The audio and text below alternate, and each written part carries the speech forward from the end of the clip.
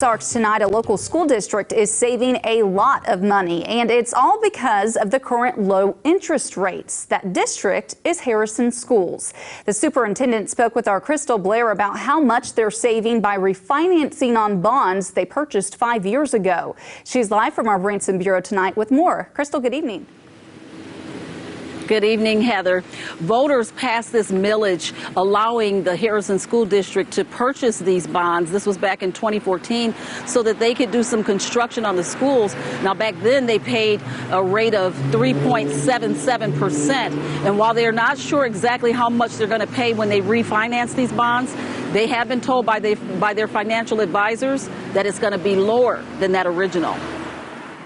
Harrison Schools financial advisors say the refinance rate will save the district $8 million over the life of the bonds. Dr. Stewart Pratt is the superintendent. This amount of funding was a very welcome surprise. Dr. Pratt says there are guidelines they have to follow with this funding. We'll be looking at how to channel that, and our Board of Education and our staff will be involved in those decisions to figure out exactly how we're going to direct those funds for student learning. And while Dr. Pratt doesn't have an exact idea of where the money is going to go, he knows for sure it will be back in the schools, and he has some ideas about where he'd like to see it allocated. I think there's always a need in staffing, making sure that our student-teacher ratios are good.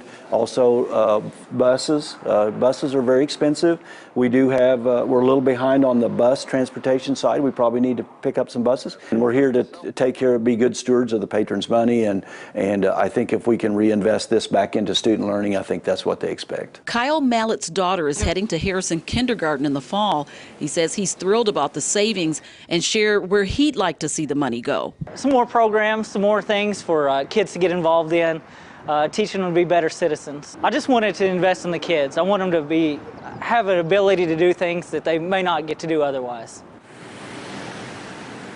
Now, Dr. Pratt tells me that the millage that was passed back in 2014, that allowed them to expand their middle school by adding a 7th and 8th grade, and they also expanded their high school, adding a 9th grade and shutting down a junior high.